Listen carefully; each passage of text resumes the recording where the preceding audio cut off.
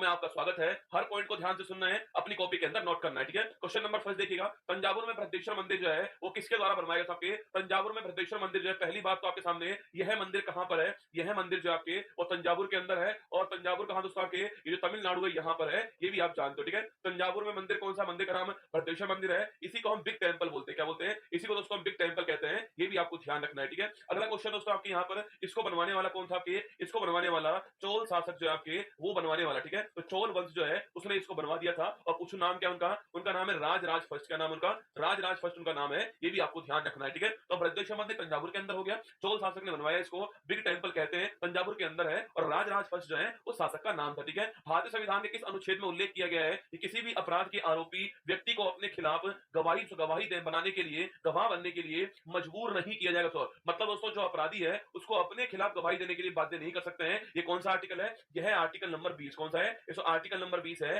अपने खिलाफ गवाही देने से आपको बाध्य नहीं करेंगे। आर्टिकल 120 में कहा गया है। ये आपको महत्वपूर्ण सवाल ध्यान रखना है कि आप अपने खिलाफ गवाही देने के लिए बाध्य नहीं हो सकते। आर्टिकल 20 के अंदर लिखा हुआ है, ये आपको ध्यान रखना है, ठीक है। और दोस्तों इसी में लिखा हुआ है, किसके बारे में? इसी में लिखा हुआ है दोहरे दंड जो है उससे, दोहरे दंड से सुरक्षा जो प्रावधान जो है वो भी इसमें लिखा हुआ है, ठीक है। एक ही अपराध के लिए दो बार दंड नहीं मिलेगा आपको, एक अपराध के लिए सजा एक बार मिलने वाली है, वो भी यहां पर है। इसको इंग्लिश में एग्जाम वाला पूछता है, जियोपार्डी, इंग्लिश में आता है ये जियोपार्डी जो है, इससे सुरक्षा कहां पर है? ये भी इसी आर्टिकल में लिखी हुई है। इंग्लिश वाला कभी कोई पूछता है आपसे जियोपार्डी का नाम, ठीक है। आगे देखिए, हिंदुस्तान सोशलिस्ट रिपब्लिक एसोसिएशन की स्थापना कौन से वर्ष में होती है? और करने वाले कौन थे? करने वाले चंद्रशेखर आजाद, भगत सिंह, बटुकेश्वर दत्त और अन्य प्रसिद्ध क्रांतिकारी होते हैं। पहले दोस्तों नाम इसका हिंदुस्तान रिपब्लिक एसोसिएशन इसका पहले नाम था, फिर इसका नाम जो है हिंदुस्तान सोशलिस्ट रिपब्लिक एसोसिएशन का नाम हो गया, ठीक है। पहले नाम इसका एचआरए था ना, पहले नाम जो इसको वो एचआरए था। अब इसका नाम क्या हो चुका? अब इसका नाम जो है हिंदुस्तान सोशलिस्ट रिपब्लिक एसोसिएशन इसका नाम हो चुका है ना। पहली बात तो इसकी स्थापना कब होती है? इसकी स्थापना 1928 में होती है। ये भी आपको ध्यान में, दो नाम इसमें महत्वपूर्ण नाम है। कौन? एक तो आपके शहीद चंद्रशेखर आजाद और शहीद भगत सिंह, ये दोनों नाम आपको यहाँ पर ध्यान रखने, ठीक है। मैं लिख रहा हूं, आप भी लिखना यहाँ पर,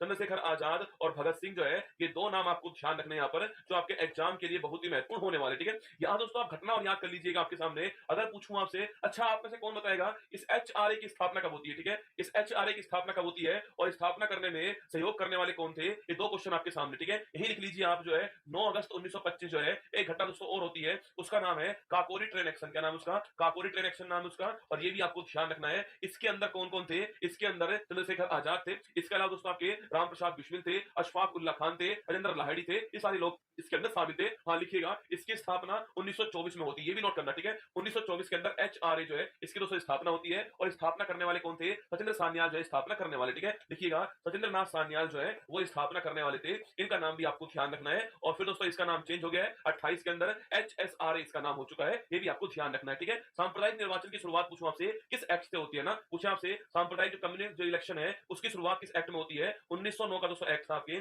जिसको हम क्या बोलते हैं? मार्लेमेंटो एक्ट। क्या बोलते हैं इसको? मार्लेमेंटो एक्ट कहते हैं। इसी के द्वारा जो है यह शुरुआत होती है। मतलब दोस्तों मुस्लिमों के लिए व्यवस्था की गई आपके, जो मुस्लिम जो एरिया है वहां पर कैंडिडेट मुस्लिम ही होगा खड़ा होने वाला, और इसके साथ में जो वोट देने वाला होगा वो भी मुस्लिम ही होने वाला है, ठीक है। तो ये आपके सामने 1900 एक्ट की व्यवस्था है, 1909 का एक्ट है मार्लिमेंट एक्ट, ये भी आपको नोट करना है, ठीक है। आगे देखिए, किसी न्यायाधीश को हटाने के प्रस्ताव पर इतने सदस्य द्वारा हस्ताक्षर किए जाने चाहिए यदि यह लोकसभा में शुरू किया गया हो। सवाल पूछ रहा है ये कितने, पूछो कितने है ना। किसी न्यायाधीश को तो हटाना है, तो जो हटाने का जो प्रस्ताव होगा उस पर कितने आपके मेंबर जो है वो साइन करेंगे यदि यह प्रस्ताव लोकसभा में शुरू दोस्तों हुआ है, ठीक है। प्रस्ताव दो जगह शुरू हो सकता है। पहली बात तो हटाने वाला कौन होगा? हटाने वाला पार्लियामेंट कौन होगा? पार्लियामेंट जो हटाने वाला होगा, ये आपको ध्यान रखना है, ठीक है। अगला पॉइंट दोस्तों आपके सामने, लोकसभा में कितने चाहिए आपके समर्थन आपके, और राज्यसभा कितने चाहिए, दोनों का अलग अलग कहानी होती है, ठीक है। जब दोस्तों बात हम किसकी करें, जब दोस्तों बात हम आपके राष्ट्रपति की करें तो छापना वहां पर तो मैंने लिखाया था आपको, वहां पर तो 1/4 चाहिए ना। अगर बात राष्ट्रपति की होगी तो वहां 1/4 चाहिए, ये मैंने आपको लिखवा दिया ना। अगर दोस्तों बात राष्ट्रपति की होगी तो वहां 1/4 चाहिए होते हैं, मैंने आपको लिखवाया था। लेकिन अगर रसगुल्ला बात न्यायाधीश की दोस्तों होगी तो लोकसभा में कितने चाहिए आपके? यहाँ 100 मेंबर जो है, 100 एमपी जो है वो प्रस्ताव रखने वाले हैं, तो ये काम चलने वाला है, ठीक है। तो 100 एमपी का प्रस्ताव चाहिएगा। अरे 1/4 नहीं होगा, ठीक है, 1/4 तो राष्ट्रपति में होगा, तभी तो सवाल करवा रहा हूं आपको, जिससे आपको कंफ्यूजन दूर हो जाए। राष्ट्रपति के लिए 1/4 होगा, ठीक है। और जो लोकसभा है आपके न्यायाधीश के लिए कितना होगा? 100 मेंबर होगा। अब बताना है आपको राज्यसभा जो है, चलो लिख लो आप लोग जो है 50 एमपी यहाँ पर, ठीक है। लोकसभा में 100 एमपी चाहिए, राज्यसभा 50 एमपी चाहिए, ये भी आपको ध्यान रखना है ना। आगे देखिए नेक्स्ट क्वेश्चन है, पन्नालाल घोष का संबंध पूछूं आपसे किस तरीके से दोस्तों, षड्यंत्र नहीं किस यंत्र से है ना, किस वाद्य यंत्र से है, ठीक है। पन्नालाल घोष जो है इसका संबंध किस वाद्य यंत्र से छापना, बांसुरी, कौन सा है, बांसुरी जो आपके संबंधित है पन्नालाल घोष। और एक नाम और लिख लो, हरिप्रसाद चौरसिया, क्या नाम है, हरिप्रसाद चौरसिया जो है इनका संबंध भी किससे है, बांसुरी से है, ये भी आपको ध्यान रखना है, ठीक है। तो बांसुरी में दो लोग हो गए ना, पन्नालाल घोष हो गए एक, तो एक इसके अलावा हरिप्रसाद चौरसिया हो गए, ये दोनों नाम आपको ध्यान रखने हैं बांसुरी फ्लूट के अंदर, ठीक है। प्रथम औद्योगिक नीति संकल्प पूछूं आपसे किस वर्ष में आया था आपके, पहला आपके इंडस्ट्रियल पॉलिसी कब आया था, 1948 कब आया था, 1948 के अंदर आया था, इसके बाद 56 के अंदर आया था, ठीक है। तो पूछूं आपसे पहली बार कब आया, पहली बार जो है 1948 के अंदर फर्स्ट इंडस्ट्रियल पॉलिसी जो है वो आती है, ठीक है। किस संगठन को 1992 में वैधानिक शक्ति जो है प्रदान की गई, तो याद कीजिएगा कि इस संगठन की स्थापना तो पहले ही हो चुकी है ना, तो संगठन जो है उसकी स्थापना पहले हो चुकी थी आपके, और कब दोस्तों होती है आपके, ये 88 में होती है ना। और याद करो माय डियर रसगुल्ला, संगठन का नाम क्या है आपके, security exchange board of India ना, ये इसका नाम था, लिख लीजिएगा आपके, इसको बोलते हैं सिक्योरिटी, लिखना security exchange board of India कहते हैं इसको, security exchange board of India जो है ये इसकी फुल फॉर्म है, जिसको हम सेबी कहते हैं। इसकी स्थापना तो 1988 के अंदर होती है ना, इसकी जो स्थापना है वो 88 दोस्तों होती है, लेकिन इसको वैधानिक संस्था पूछे आपसे, सवाल कह रहा है कि जो इसको वैधानिक संस्था जो है, मतलब दोस्तों इसके लिए एक्ट की बात करूं मैं कब आता है, वो एक्ट आया था 1992 के अंदर, ये भी आपको ध्यान रखना है, ठीक है। इसके लिए वैधानिक संस्था कब बनती है, 1992 में बनती है, ये भी आपको नोट करना है, ठीक है। कभी सवाल पूछो आपसे security exchange board of India जो है इसका दोस्तों सवाल पूछा आपसे कि भाई security exchange board of India जो है इसका कार्य क्या होता है, इसका कार्य है तो स्टॉक जो एक्सचेंज है या फिर जो शेयर मार्केट क्या है, इसको स्टॉक एक्सचेंज कह दीजिए आप लोग या शेयर मार्केट बोल दीजिए, इसको रेगुलेट करने का काम किसका है, वो इसका काम है, ये भी आपको छापना है, ठीक है। इसका मुख्यालय कहां पर है, इसका मुख्यालय मुंबई के अंदर मुख्यालय इसका।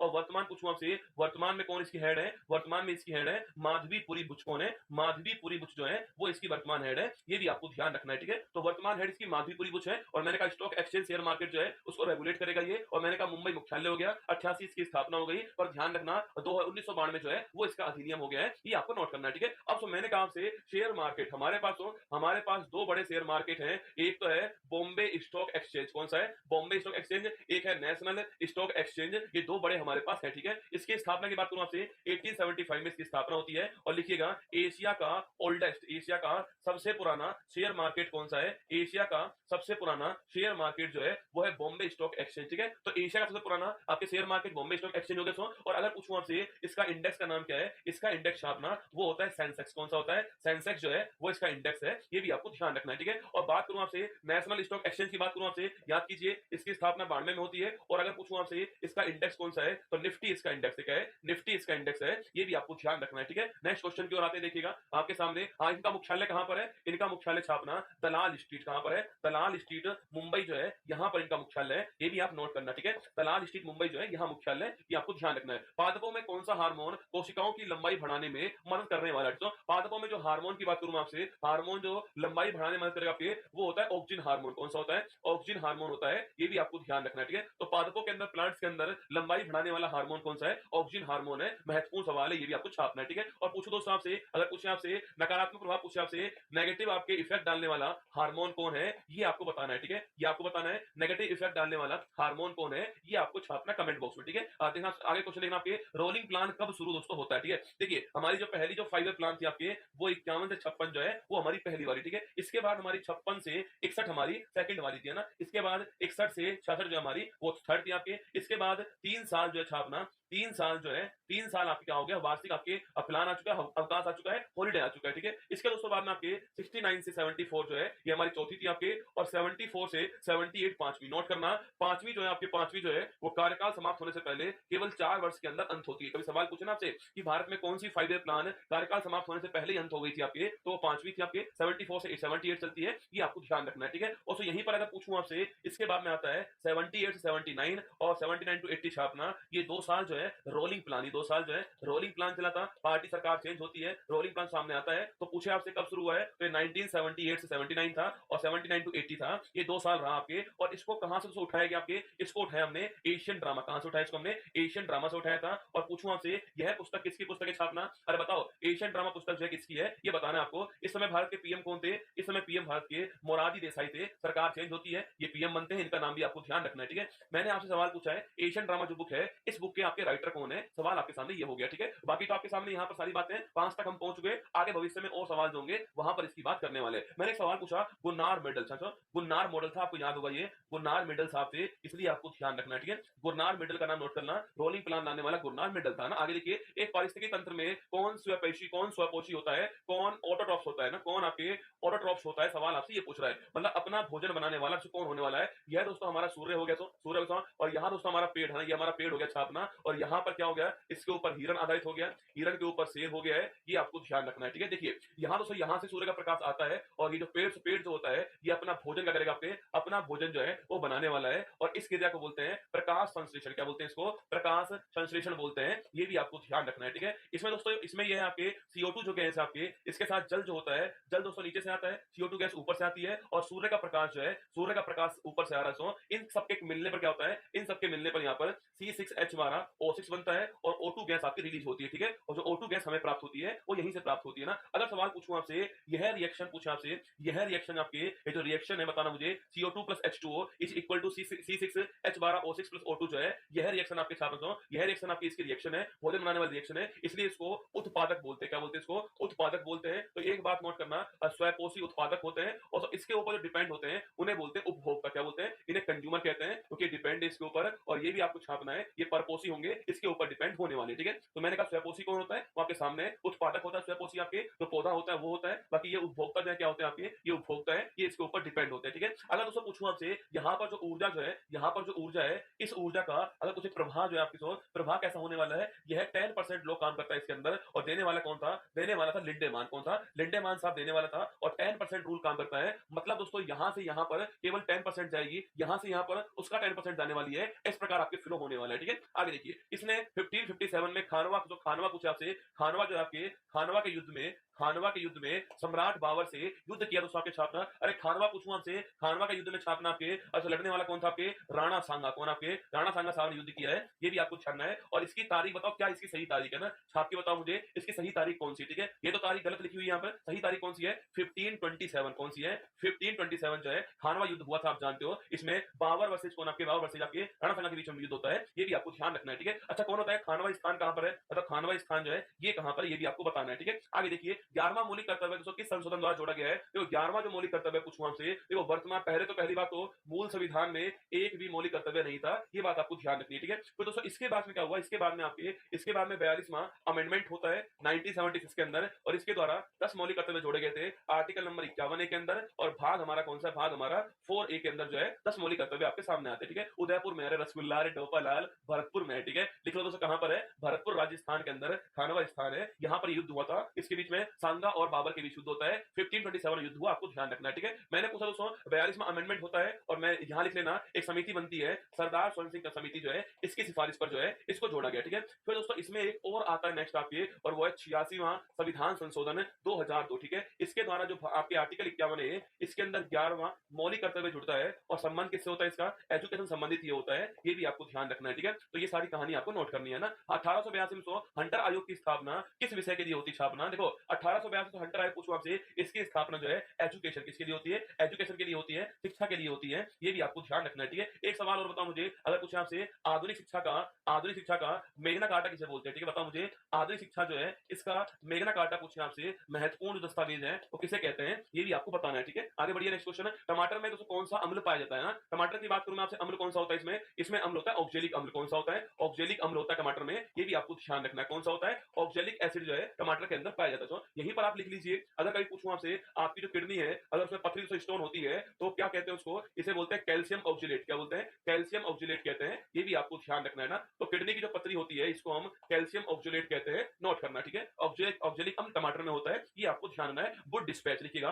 अगर सवाल का आंसर पूछूं आपसे, वुड डिस्पैच था, और इसका वर्ष कौन सा है, इसका वर्ष है 1854, ये भी आपको नोट करना है, ठीक है। तो वुड डिस्पैच कब आता है, 1854 के अंदर आता है, नोट कीजिएगा ना। आगे देखिए नेक्स्ट क्वेश्चन, एपीकल्चर पूछूं आपसे, संबंध किससे देखना चाहो, एपीकल्चर की बात करूं आपसे, मधुमक्खी जो पालन है आपके वो एपीकल्चर होता है, ठीक है। मधुमक्खी पालन छापना वो एपीकल्चर होता है। और पूछूं आपसे पीसी कल्चर छापना, मछली पालन क्या होता है, पीसी कल्चर होता है। इसके अलावा सेरीकल्चर नोट करना किसके लिए होता है, रेशम कीट पालन जो है वो सेरीकल्चर होता है। इसके अलावा वर्मी कल्चर पूछो किसके लिए होता है छापना, वर्मी कल्चर जो आपके वो किसके लिए होता है, वो केंचुआ के लिए होता है वर्मी कल्चर। इसके अलावा वीटी कल्चर किसके लिए होता है, ये आपके अंगूर के लिए होता है वीटी कल्चर। इसके अलावा पूछूं आपसे हॉर्टिकल्चर छापना आपके, ये किसके लिए होता है, ये बागवानी के लिए होता है, बागवानी के लिए। और पूछे आपसे ओलेरीकल्चर किसके लिए होता है, ओलेरीकल्चर छापना आप जो है सब्जियों के लिए होता है, ये भी आपको ध्यान रखना है, ठीक है। तो सारे पॉइंट नोट करना फटाक से आप जो है, मधुमक्खी के लिए एपीकल्चर, पीसीकल्चर मछली के लिए, सेरिकल्चर रेशम कीट पालन, बर्मी, केंचुआ, वीटी, अंगूर, हॉर्टिकल्चर बागवानी, ओलेरीकल्चर किसके लिए होता है, सब्जी के लिए ना। वॉशिंग मशीन किस सिद्धांत पर कार्य करते हैं, वॉशिंग मशीन जो है एक आपके फोर्स होता है, उसको बोलते हैं हम लोग अप केंद्रीय बल। कौन सा बल आपके सो, अप केंद्रीय बल होता है, बाहर की ओर लगने वाला ना, सेंटर से दूर की ओर लगने वाला बल जो है उसको बोलते हैं अप केंद्रीय बल। सो जैसे तो मान लीजिए, आप तो मान लीजिए ये हमारा आपके सर्किल सो, अगर अंदर की ओर फोर्स लगेगा आपके, इसको बोलते हैं अभी केंद्रीय बल। क्या बोलते हैं इसको, अभी केंद्रीय बल बोलते हैं। और बाहर की ओर जो फोर्स लगेगा उसको क्या बोलते हैं, इसको बोलते हैं अप केंद्रीय बल। इसके दो एग्जांपल आपको नोट करने हैं। तो वॉशिंग मशीन इसका महत्वपूर्ण एग्जांपल है। और इसके अलावा छापना, इसके अलावा जो है आपके कौन सा एग्जांपल है, इसके अलावा दूध आपके ना मक्खन निकालना जो है, मक्खन निकालना जो है ये भी इसका एग्जांपल है, ये भी आपको ध्यान रखना है, ठीक है। तो वॉशिंग मशीन और मक्खन निकालना दोनों इसी अप केंद्रीय बल के एग्जांपल है, ध्यान रखना, ठीक है। आगे बढ़िएगा, नेक्स्ट क्वेश्चन आपके सामने, 8 डिग्री चैनल पूछूं आपसे, किसे अलग करता है, ठीक है। 8 डिग्री चैनल छापना किसको अलग करता है, देखो जैसे यहाँ आपके मालदीव हो गया, यहाँ से मालदीव हो गया आपके, चलो इसको आगे बना रहा हूँ, ठीक है। देखो दोस्तों, यहाँ पर कौन आपके, यहाँ पर हमारा मालदीव हो गया, यहाँ हमारा मालदीव है, ठीक है। इसके अलावा यहाँ पर कौन आपके, यहाँ हमारा मिनिको है, जिसका नाम क्या मिनिको है, जो कि लक्षद्वीप के अंदर है। कहां पर है, लक्षद्वीप के अंदर है। इसके अलावा यहाँ पर कौन है, यहाँ आपके लक्षद्वीप जो है उसकी राजधानी क्या है, लक्षद्वीप की जो राजधानी है कवरत्ती जो है आपको यहाँ पर नजर आएगी, ठीक है। इसके अलावा दोस्तों यहाँ पर क्या है, यहाँ पर हम मान लीजिए यहाँ पर जो है आपके सामने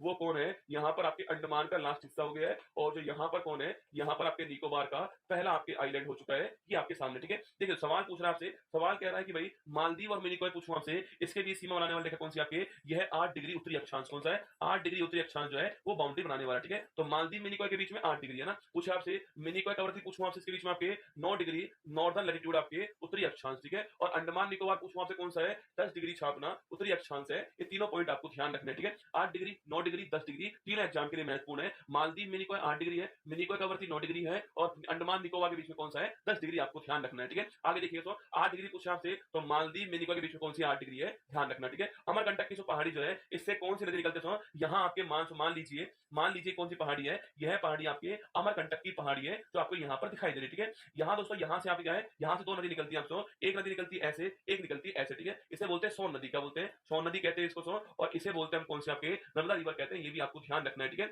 यह कहां पर सोन, ये जो आपके अरब सागर जो है वहां गिरती है जाकर, ये भी आप जानते हो, ठीक है। और ये वाली कहां मिलती है, यह वाली जो आपके ऊपर से कौन सी आ रही है, ऊपर से आ रही है गंगा मैया, उसमें मिल जाती है, ये भी आपको ध्यान रखना है, ठीक है। तो अमरकंटक की जो पहाड़ी है उससे दो नदी निकलती है आपके, सोन नदी आपके, नर्मदा नदी, दोनों आपको ध्यान रखना है, ठीक है। इसके बारे में अगर आपसे पूछ ले, अगर आपसे पूछूं यहाँ पर इसके बारे में छाप में, इसके बारे में पहला पॉइंट अगर पूछे, धुआंधार जलप्रपात कहां पर है, ये मध्य प्रदेश के अंदर इसी नदी के ऊपर, ठीक है। इसके अलावा पूछूं आपसे ओंकारेश्वर बांध जो है वो कहां पर है, वो भी इसी नदी के ऊपर छापना, और मध्य प्रदेश के अंदर, ठीक है। इसके अलावा पूछूं आपसे जबलपुर शहर जो है वो किस नदी पे आपके, इसी नदी के ऊपर, ठीक है। इसके अलावा पूछे आपसे छापना, इसके अलावा पूछूं आपसे कि भाई साहब इसके अलावा सरदार सरोवर बांध कहां पर है, सरदार सरोवर बांध जो है इसी नदी के ऊपर गुजरात में, कहां पर है, गुजरात में, ये आपको ध्यान रखना है, ठीक है। आगे बढ़िएगा, नेक्स्ट क्वेश्चन है, भारतीय संविधान का कौन सा अनुच्छेद जिला योजना समिति जो है संबंधित है, ठीक है। यह सवाल यूपीएससी ने अपना सिविल सर्विस जो एग्जाम था उसमें पूछा गया सवाल आपके सामने, कि जो जिला योजना समिति है, जिसको हम डिस्ट्रिक्ट प्लानिंग कमेटी बोलते हैं, डिस्ट्रिक्ट प्लानिंग कमेटी जो है उसका उल्लेख संविधान के कौन से दोस्तों आर्टिकल में, देखो तो पहली बात दोस्तों आपके सामने अगर पूछूं आपसे भाग 9 की बात करूं आपसे, इसमें आर्टिकल नंबर 243 से 243 ओ के बारे में जिक्र इसमें किया गया है, ठीक है। भाग 9 की बात करें आपसे, इसमें जो है 243 पी से लेकर आपके 243 जेड जी जो है यहां तक इसमें उल्लेख किया गया, ठीक है। और इसी के अंदर छाप दो, इसी के अंदर जो है एक आर्टिकल है 243 आपके जेड डी छापना, इस आर्टिकल के अंदर डिस्ट्रिक्ट प्लानिंग कमेटी जो है इसका उल्लेख है। तो आर्टिकल कौन सा हो गया, आर्टिकल 243 जेड डी, कौन सा है, 243 जेड डी। कैसे दोस्तों याद करोगे आपके, अरे डी फॉर डिस्ट्रिक्ट है और डी फॉर आपकी हमारा आर्टिकल है, ठीक है। तो 243 जेड डी हमारा डिस्ट्रिक्ट प्लानिंग कमीशन हो गया है, ये आपको ध्यान रखना है, ठीक है। महत्वपूर्ण सवाल नोट करना, कभी पूछ ले आपसे तो नोट करना है, ठीक है। 31 दिसंबर 1885 में मुंबई में भारतीय राष्ट्रीय कांग्रेस के पहले अधिवेशन के लिए देश भर से कितने प्रतिनिधि आपके एकत्रित हुए थे, ठीक है। याद कीजिए, तो पहले आपके कांग्रेस की बात करूं आपसे, इसकी स्थापना होती है 28 दिसंबर को, इसकी स्थापना होती है 1885 के अंदर। डफरिन उस समय भारत के क्या थे, वायसराय थे, और स्थापना करने वाले कौन थे, ए ओ होम साहब जो है वो इसकी स्थापना करने वाले थे। ये सारी बात हम लोग कर चुके हैं, ठीक है। अगर आपसे पूछूं आपसे, अगर दोस्तों आपसे यहाँ पर ये पूछा जाए आपसे कि भाई साहब कांग्रेस जो है इसका जो पहला जो अधिवेशन बंबई के अंदर हुआ है उसमें कितने लोगों ने भाग लिया था, उसमें 72 लोग जो है इन्होंने भाग लिया था, ये भी आपको ध्यान रखना है, ठीक है। तो कांग्रेस का जो फर्स्ट अधिवेशन था उसके अंदर भाग लेने वाले कितने थे, 72 लोग थे, ये भी आपको ध्यान रखना है। महत्वपूर्ण सवाल है, सवाल आपसे पूछ ले तो, ठीक है। उस्ताद अमजद अली खान पूछूं आपसे, किसे बजाने में उस्ताद, ठीक है। तो उस्ताद अमजद अली खान पूछूं आपसे, इनका संबंध किससे है, शरोद से, लेना शरोद, हेलो मोटो, जो है आपके शरोद वाद्य यंत्र जो है संबंधित है, ये भी आपको ध्यान रखना है, ठीक है। तो उस्ताद पूछूं आपसे, उस्ताद अमजद अली खान सरोद आपको ध्यान रखना है, ठीक है। इसके अलावा तिलैया बांध, अब बताओ मुझे तिलैया बांध भारत के किस स्टेट में है, ठीक है। स्टेट तो हो गया झारखंड, स्टेट कौन सा हो गया है, स्टेट तो आपके झारखंड हो गया है। आपको बताना नदी कौन सी है, ठीक है। स्टेट तो झारखंड हो गया है, नदी छाप के बताओ मुझे नदी कौन सी जिसके ऊपर तिलैया बांध है, ठीक है। बताओ तिलैया बांध नदी कौन सी है, स्टेट तो कौन सा है, स्टेट झारखंड हो गया, नदी का नाम छापना आपको, नदी कौन सी है, ठीक है। एलपीजी रसोई गैस पूछूं आपसे किन गैसों का मिक्सर है, ठीक है। देखो एलपीजी की बात करें आपसे, सीएनजी में का, तो सीएनजी में होता है आपके मिथेन गैस, कौन सी होती है, मिथेन गैस होती है सीएनजी के अंदर, ये तो आप जानते हो, ठीक है। तो सीएनजी में हो गया मिथेन गैस, है ना। अगर पूछे आपसे एलपीजी की बात करूं छापना, एलपीजी में कौन सी होती है, लिक्विफाइड पेट्रोलियम गैस जो है, इसमें आपकी बीपी होता है, ठीक है। बी फॉर ब्यूटेन क्या होता है, बी फॉर ब्यूटेन होता है, और पी फॉर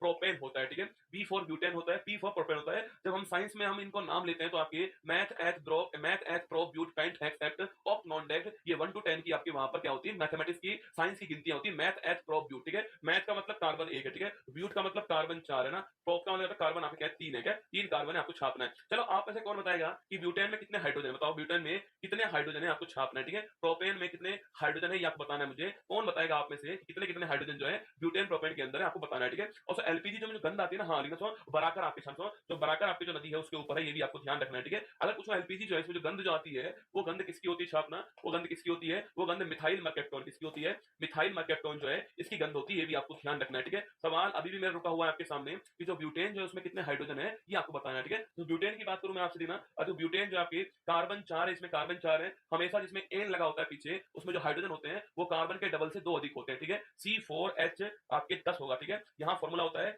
CnH2n+2, है ना, ये फॉर्मूला है किसका, जिसके पीछे एन लगा होता है। कार्बन जितने उसका डबल कर दीजिए, प्लस 2 कर दीजिए, हाइड्रोजन आएगा। कार्बन कितना 3 हो गया है, हाइड्रोजन निकालना डबल कर दो 6 हो गया है, और 2 जोड़ दो 8 हो गया है। तो इसमें आपके हाइड्रोजन जो है प्रोपेन में होंगे, ठीक है। आगे देखिए नेक्स्ट क्वेश्चन है, पंचमहल किस शहर में, बड़ा महत्वपूर्ण सवाल है, अभी किसी एग्जाम में आया था सवाल आपके, पंचमहल, ये आरएस के अंदर पूछा गया सवाल है, पंचमहल किस शहर के अंदर है, फतेहपुर सीकरी का। सो फतेहपुर सीकरी जो है अगर आप घूमने जाओगे तो वहां दोस्तों आपको पंचमहल मिलने वाला आपके सो, ये बौद्ध धर्म किसके लिए, ये बौद्ध धर्म के लिए, और बनवाने वाला कौन सा, आपके सम्राट अकबर बनवाने वाला था, ये भी आपको ध्यान रखना है, ठीक है। यही दोस्तों यहीं पर आपके बुलंद दरवाजा भी यहीं पर है, ये भी आपको ध्यान रखना है, ठीक है। यहीं पर है, नोट करना आपके। तो पंचमहल फतेहपुर सीकरी के अंदर है, बौद्ध धर्म संबंधित आपके सो ये 5 फ्लोर में बना हुआ है, और अकबर ने बनवाया बुलंद दरवाजा छाप में, यहीं पर आपके फतेहपुर सीकरी में। जिंदा पीर के नाम से जानने वाला कौन है, बताओ मुझे। जिंदा पीर पूछूं आपसे, इस नाम से किसको जानते हैं, जिंदा पीर के नाम छापना, औरंगजेब, किसको, औरंगजेब जो है इसको जानते हैं। और औरंगजेब की बात करूं आपसे 1707 छापना, इसका निधन हो गया, ठीक है। तो औरंगजेब क्या बोलते हैं, औरंगजेब जो है उसको जिंदा पीर बोलते हैं, बड़ा महत्वपूर्ण सवाल है। औरंगजेब क्या बोलते हैं, औरंगजेब जो इसको जिंदा पीर कहते हैं, आपको ध्यान रखना है, ठीक है। तो औरंगजेब को बोलते हैं जिंदा पीर, नोट करना। संविधान का कौन सा अनुच्छेद महाधिवक्ता को राज्य सरकार के कानूनी सलाहकार के रूप में परिभाषित करता है। देखो बात करूं मैं आपसे, देखो आर्टिकल नंबर 76 पूछे आपसे,